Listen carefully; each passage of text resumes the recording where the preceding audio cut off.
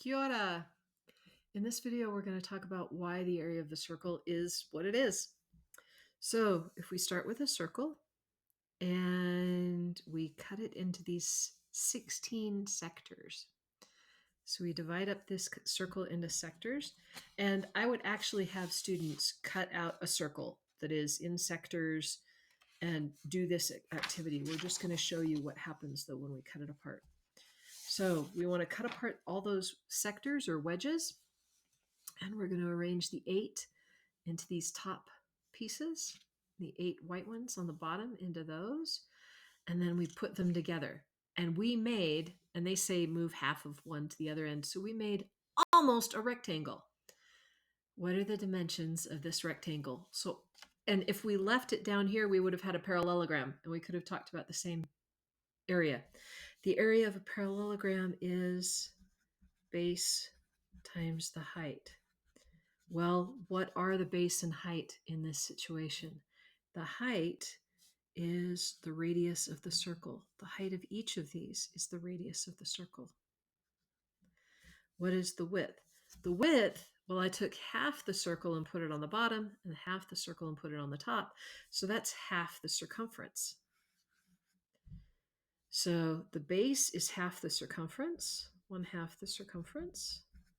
The height is the radius. Well, what's the formula for the circumference? The circumference is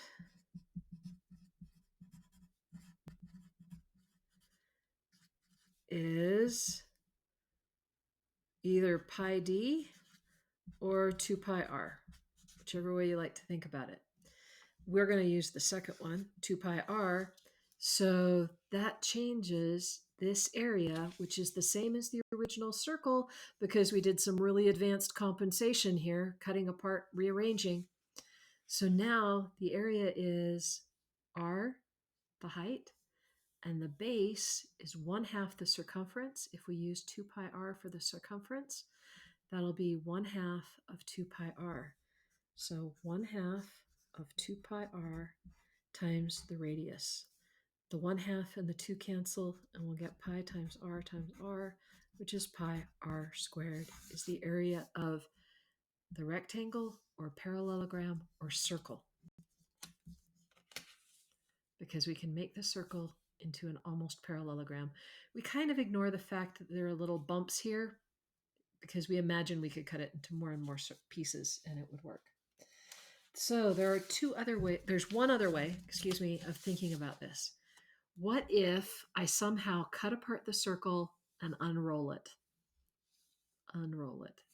So I took this outside circle and laid it flat, and the next circle and laid it flat, the next one and laid it flat, the next one and laid it flat, all the way to the center one. There is an animation of this happening down here. One of these is an animation of cutting it apart with the sectors. The other one is into triangles, and the image sources and lesson ideas I got from here.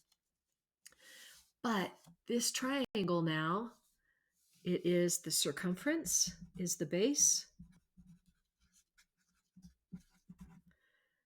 Circumference is the base of this triangle. What's the height of the triangle? It's the radius, because we cut apart each of these circles and laid it flat.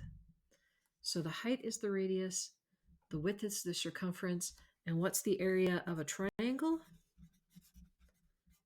It is 1/2 the base times the height. Well, if the base is 2 pi r, because it's the circumference, and the height is r, and we still have our 1/2 from before, and we multiply all of this, the 1/2 and the 2 will cancel because 1/2 of 2 is 1, and pi r is pi r squared. So, and that is the area of the circle, because I cut apart the circle and I made it into the triangle. The area of the triangle, I used the formula that we all agreed on before. And so the area of a circle is pi r squared. Thank you.